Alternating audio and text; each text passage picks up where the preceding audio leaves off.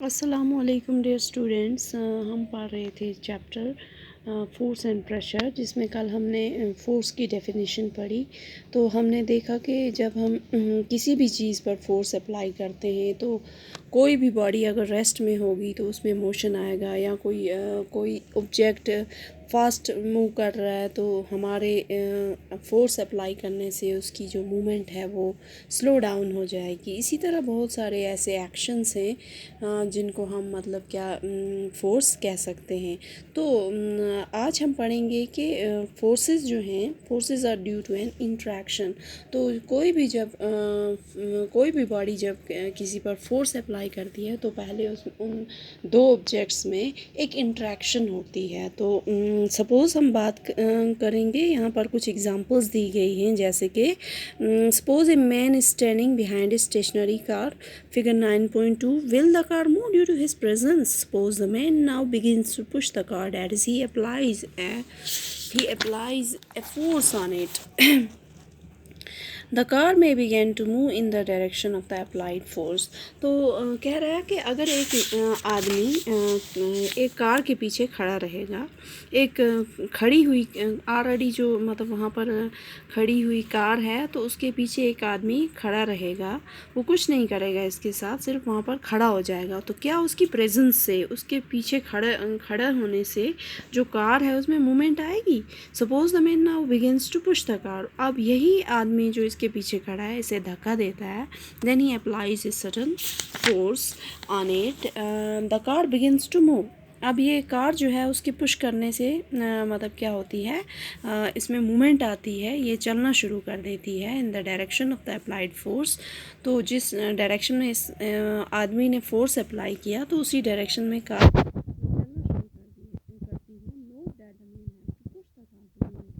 तो मतलब इस कार को मूवमेंट करवाने के लिए या इस कार में मूवमेंट लाने के लिए ये ज़रूरी है कि आदमी को इसके साथ इंटरेक्ट होना है, इसके साथ इंटरेक्शन करनी है, इसको पुश करना है इसको, तभी इसमें मतलब जो मूवमेंट है वो आ सकती है। वरना इसके अगर आदमी खड़ा रहेगा कार के पीछे तो कार भी खड़ी है ना, कार हिलेगी, विदाउट अप्लाइंग द फोर्स इसमें कोई मूवमेंट नहीं आएगी। सो हमने ये देखा कि इन दोनों की आपस में इंट्रैक्शन हुई, कुछ फोर्स अप्लाई हुआ, तभी जाकर मतलब कार में जो मूवमेंट है वो आया।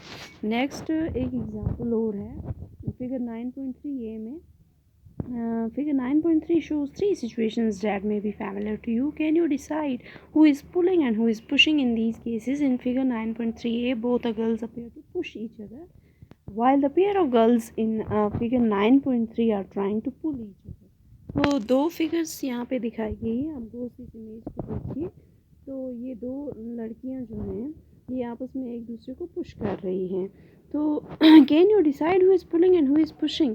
तो आपको मतलब यहाँ पर इस इमेज को देख के ये डिसाइड करना है कि इनमें से पुल कौन कर रही है और पुश कौन कर रही है। तो ऐसा लगता है यहाँ पे सब इमेज को देख के कि both the girls appear to push each other, ये दोनों एक दूसरे को पुश कर रही हैं। जबकि फिगर 9.3 बी जो है इसमें दोनों लड़कियाँ एक दूसरे को पुल कर रही हैं।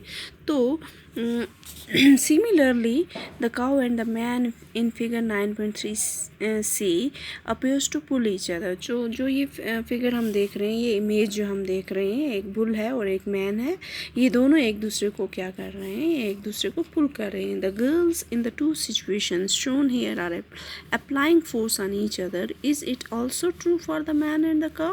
From these examples we can infer that at least two objects must interact for a force to come into play। तो ये जो एग्जांपल्स हैं इनसे हमने ये ये हमने देखा कि कोई भी मतलब फोर्स मतलब जब अप्लाई होगा उसके लिए ज़रूरी है कि दो चीज़ें आपस में इंटरेक्ट होंगी। This an interaction of one object with another object results in the force between the two objects. तो जो दो ऑब्जेक्ट्स हैं वो जब एक दूसरे से इंटरेक्ट होते हैं, इस वजह से मतलब फोर्स जो है उनमें मतलब क्या होता है, अप्लाई होता है।